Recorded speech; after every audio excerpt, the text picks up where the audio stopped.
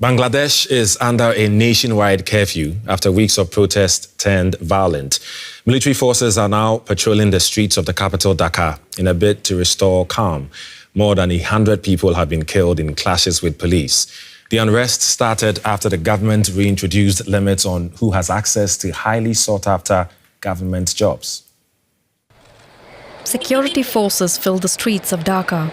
They've been sent in to restore order after weeks of unrest. People are being told they can only go out to shop for groceries and other essentials. The government is also disrupting internet and mobile services. For weeks, students have been protesting against the reintroduction of a quota system that allocates more than half of government jobs to women, minorities, and the families of veterans. It's a matter of common sense that over 50% of the jobs can't be given away to quota holders. A normal state can't be run like this.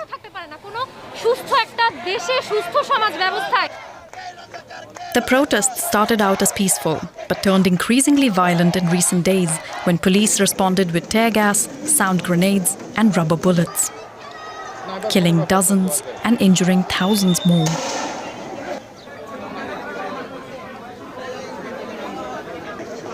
Protesters have burnt vehicles, attacked public buildings, and stormed the headquarters of the state broadcaster, crashing their program mid-show.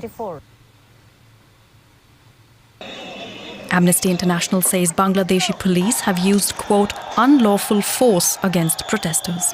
We, analyzed in particular the shooting of Abu Saeed, the first student who was known to be killed. You can see that two officers were, discharging 12-gauge shotguns at him. And we assessed that for geospatial intelligence that the distance between them was 15 meters.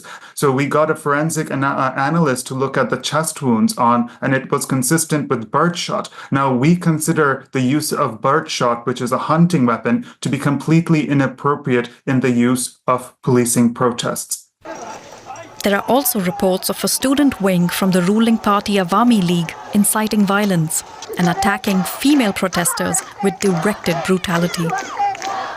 They seem to have really targeted the women and girls. So we had women and girls who told us we thought they would spare us, that they wouldn't, attack us. But in fact, they seem to have attacked them with a particular vengeance, launching, punches and kicks, they said, on their breasts, backs, and stomachs. Anger against such attacks is still raw. Many say the protests won't stop until the government abandons its quota system. They're also demanding it investigates the students' deaths. Let's get more on this from DW reporter Binish Javed. Hello, Binish. There's just a lot going on, so much violence, more than 100 people killed so far. Tell us more about what's going on.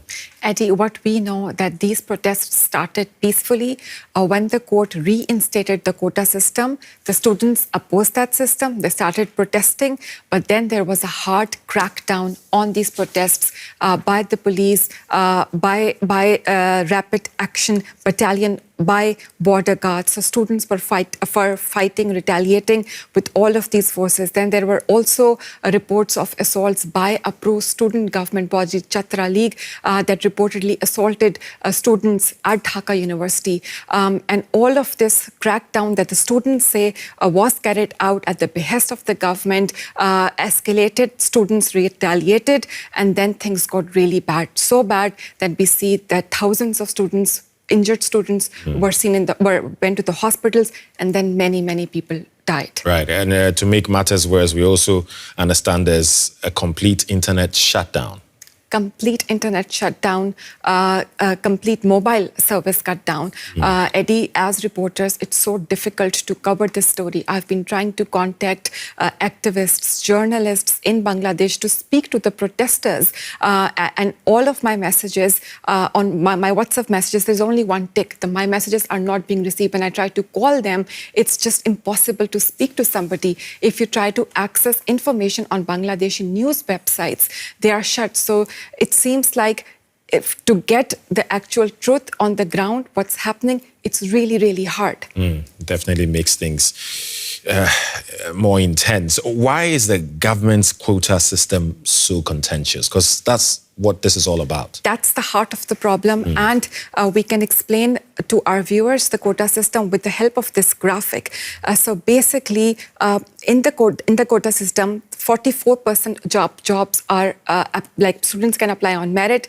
30% of the jobs are reserved for the relatives of freedom fighters, 10% jobs are reserved for people from backward districts, 10% for women, 5% for minorities, and 1% is reserved for people with disabilities. Eddie, we have to understand that so why this is so makes students so angry is because they believe it's unfair, it's discriminatory, that 30% of the government's really sought out jobs because because government jobs comes with a lot of benefits. Student wants these jobs, and they believe that allocating 30% for the families of freedom fighters is now. The War of Independence was in 1971, when actually the founding father of Bangladesh, Sheikh Mujibur Rahman, introduced this quota to help and facilitate the freedom fighters who helped Bangladesh win the war. But over years, now there is a strong belief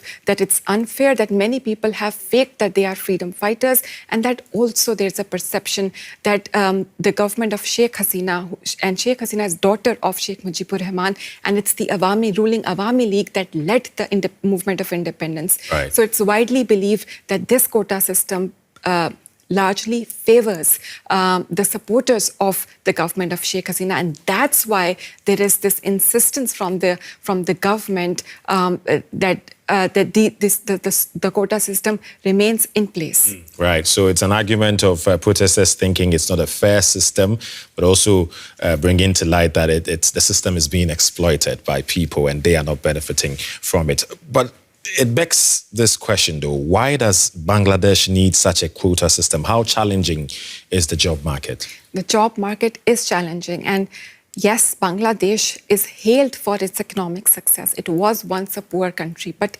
under the government of Sheikh Hasina, Bangladesh has seen tremendous economic success. But things are not that good anymore. From the last couple of years, the economy is struggling. There's huge unemployment. If we can also show a graphic to our audiences, around 18 million young people in Bangladesh are unemployed. They're looking for jobs, actively looking for jobs, but they can't find.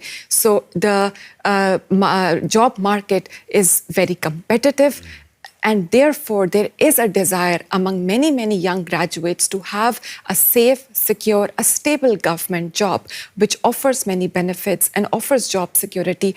And also, this is very frustrating for many students, because when these jobs, when the students apply for these jobs, and there's a very less chance of getting these jobs, and there is agitation, then there is desperation, then there is anger. And that we see right now, that students are adamant that this quota system is unfair and they should be given a fair chance, on merit to apply for these government jobs. Right. DW, we've been covering this for a while. Tell us, how is this playing out online?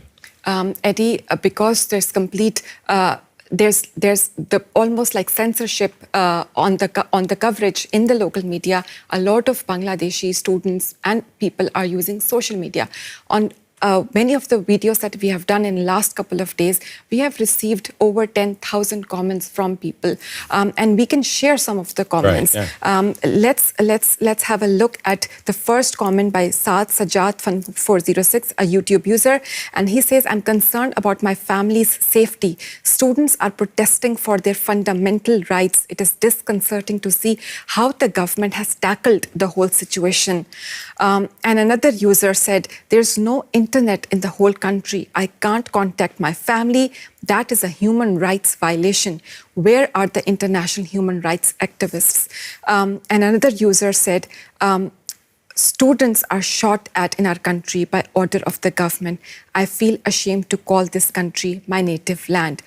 And Eddie, these are just some of the comments. Right. Many of the users are using hashtag Save Bangladeshi Students. Most of the comments say Save Bangladeshi Students. And there is also a solidarity in the online community. Many people, many young people in Pakistan, in India are expressing solidarity with these students. We see comments where people are telling from which part of the country they are, and they are with the Bangladeshi students.